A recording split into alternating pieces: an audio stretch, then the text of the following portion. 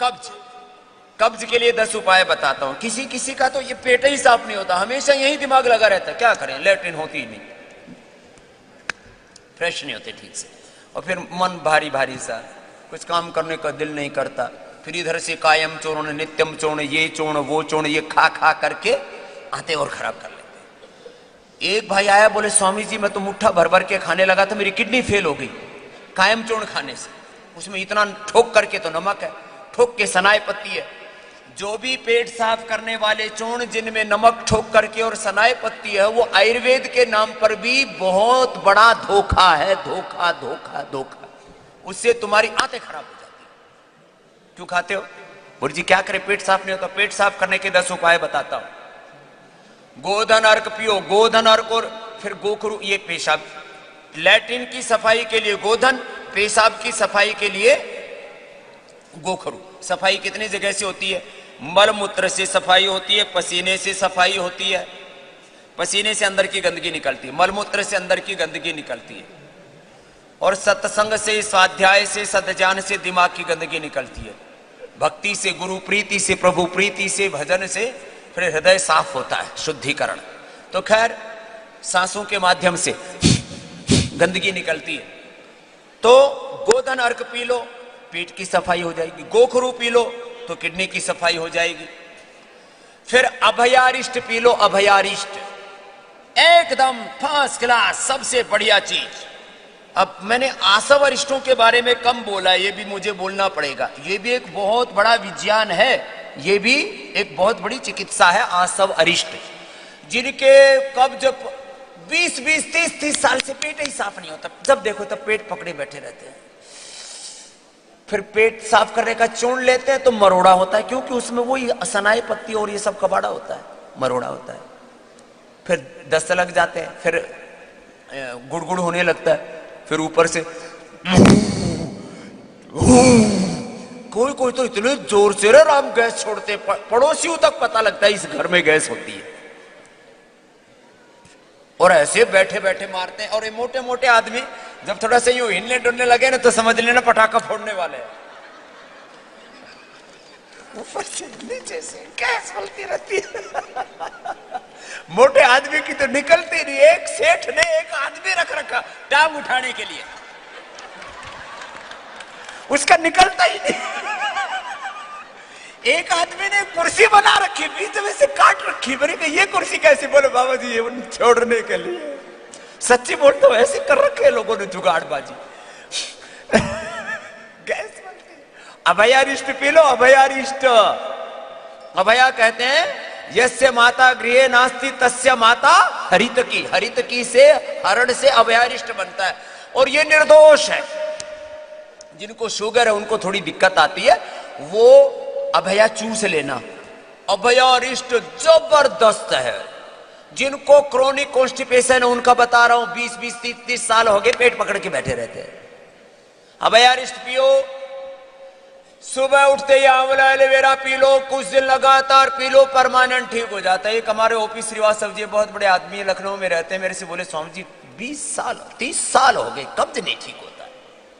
मैंने उनको ये गोधन अर्क बताया, तब से अब तक उनको, फिर मेरे से एक बार बीच में बोले 5-6 साल पहले, स्वामी जी आपने जो गोधन अर्क बताया था ना, उसने मेरी कब्ज को ऐसा ठीक किया, अब तो सुबह उठते ही 1 मिनट में पेट साफ हो जाता है। नहीं तो पहले, अब योग कहते हैं योग के लिए वक्त नहीं मिलता, योग के लिए वक्त नहीं मिलता, क्यों?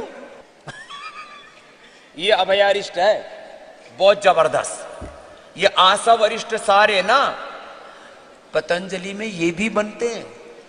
मस्तिष्क के लिए सारस्वतारिष्ट, अश्वगंधारिष्ट पूरे शरीर के लिए भी, हृदय के लिए अर्जुनारिष्ट, कब्ज के लिए अभयारिष्ट, पेट बहुत ज्यादा इंडाइजेशन है तो कुमार्यासव पुनर्नवारिष्ट, पेट में कीड़े रहते हैं तो विडंगासव, और बहुत ज्यादा खून खराब है अंदर से तो महामंजिष्टाद्यारिष्ट और खदिरारिष्ट, लेडीज के लिए दशमूलारिष्ट, अशोकारिष्ट, उनकी पीरियड की दिक्कतों के लिए माहवारी में ठीक से सफाई नहीं होती तो अशोकारिष्ट और दशमूलारिष्ट।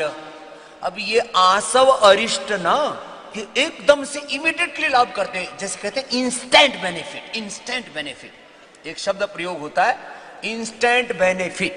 अशोकारिष्ट और 10 मूलारिष्ट, पत्रांगासव, आसव अरिष्ट बड़े जबरदस्त होते हैं। कब्ज के लिए अभयारिष्ट, अति बला के पत्ते कुछ दिन लगातार खा लो, कब्ज पर आंतों को ताकत आ जाएगी।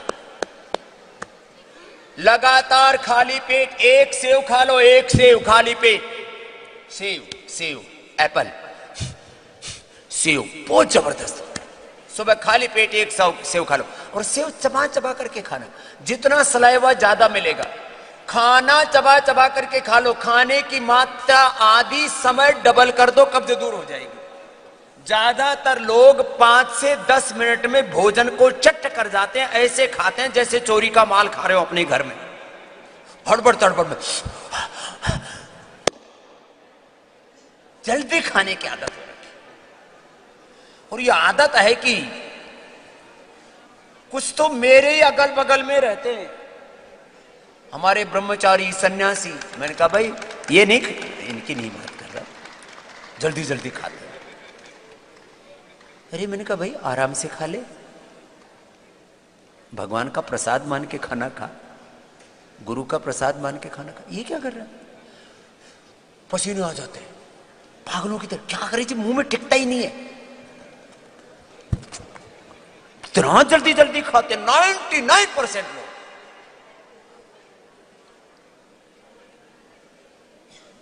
अब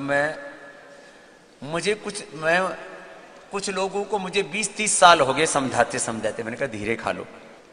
ऐसे खाते हैं, कुछ तो ऐसे पागलों की तरह खाते हैं, और कुछ धीरे धीरे चेपते हैं। 10 रोटी खा जाएंगे। मैं जितनी देर में 1 रोटी खाता हूं, मेरे सामने 10 रोटी खा जाते हैं, और पता ही नहीं लगने देते कब चेप दी। क्यों जल्दी जल्दी खाते हो? खबरदार, इसके ऊपर ध्यान दो, लिख करके रखो अपनी। कुछ की आदत है, डाइनिंग टेबल पर एक मोटे से पेपर में लिख करके रख दो, और जब खाना खाओ सामने रख दो। धीरे धीरे चबा चबा के प्रसन्नता से अन्नम ब्रह्मेति व्यजानात, अन्न को ब्रह्म मान करके, भगवान का प्रसाद मान करके स्वीकार करना है। आज से ही तुम्हारी कब्ज दूर हो जाएगी। छोटी सी बात है, याद नहीं रहता, आदमी भूल जाता है। प्रकृतिम यान्ति भूतानि निग्रह किम करिष्यति सदृशम चेष्टति स्वस्याः प्रकृते ज्ञानवान अपि। एक गुरुजी चपक चपक खाएं, अब कितना बेकार लगता है। हमारी माँ, हमने बचपन में 1-2 बार ऐसे चपक चपक के खाया तो डंडा मारा, बोले क्या कुत्ते की तरह खा रहे, खाना भी नहीं आता तेरे को, ऐसे ऐसे खाएंगे, जल्दी जल्दी खाएंगे, मन मार के खाएंगे, कुछ ना कुछ टीका टिप्पणी करते हुए खाएंगे।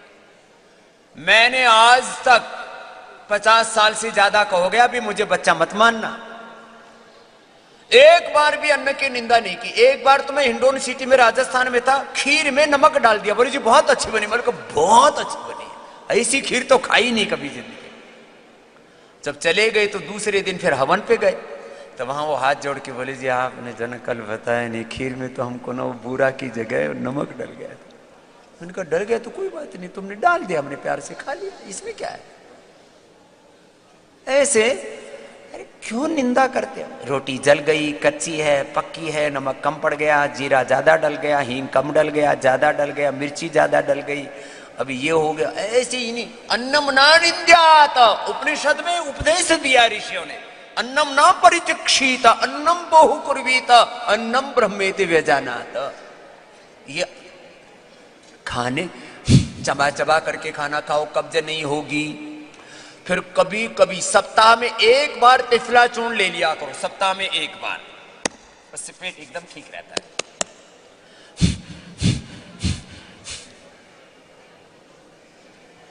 और जिनका ज्यादा ही कोठा खराब है तो शुद्धि चूर्ण ले लिया करो, शुद्धि चूर्ण, दिव्य चूर्ण, ऐसे सब आपको, त्रिफला चूर्ण सब देते हैं आपको। डायबिटीज ना हो तो कभी कभी अपना गुलकंद खा लिया करो, गुलकंद खा लिया करो, कब्ज के लिए बता रहा हूं। पिंडलियां दबा लिया करो, ये भी कब्ज का इलाज है, पिंडली दबा लिया करो। खाने के बाद वज्रासन में बैठ जाया करो।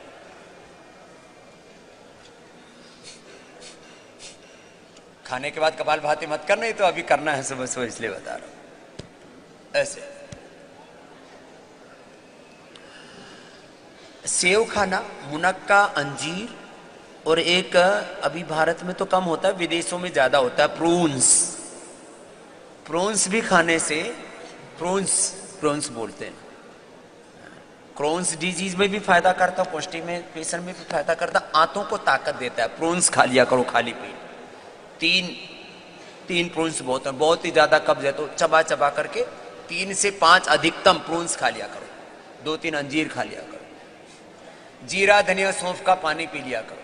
ये वीट ग्रास, ये एलोवेरा, ये लौकी, ये जितने भी आपको वेजिटेबल जूसेस बोलते हैं ना, ये पेट के एनवायरनमेंट को अच्छा कर देते हैं, धीरे धीरे आंतों को ताकत देते हैं। खाने में पहले पपीता, अनार, सेव, पहले खा लिया करो, चबा चबा करके।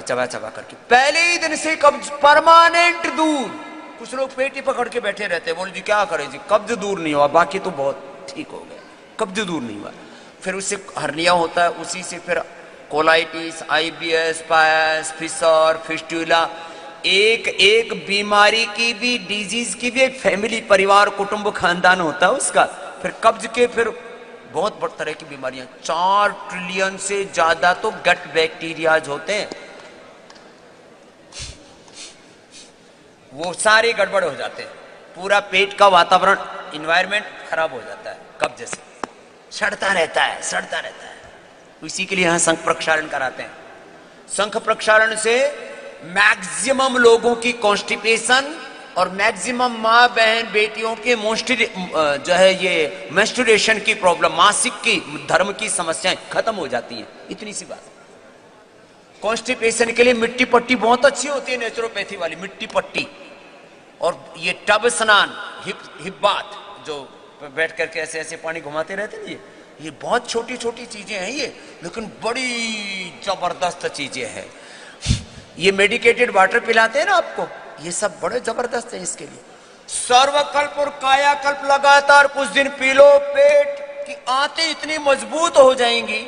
आंतें अच्छी होनी चाहिए, लीवर अच्छा होना चाहिए। तो ये जो सर्वकल्प, कायाकल्प, लिवोग्रिट, लिवामृत आपको देते हैं उसी के लिए। आंतों में सूजन रहती है तो पुनर्नवारिष्ट ले लो थोड़ी देर तक। आंतें में किसी की सूजन रहती है, गुड़ गुड़ बोलता है।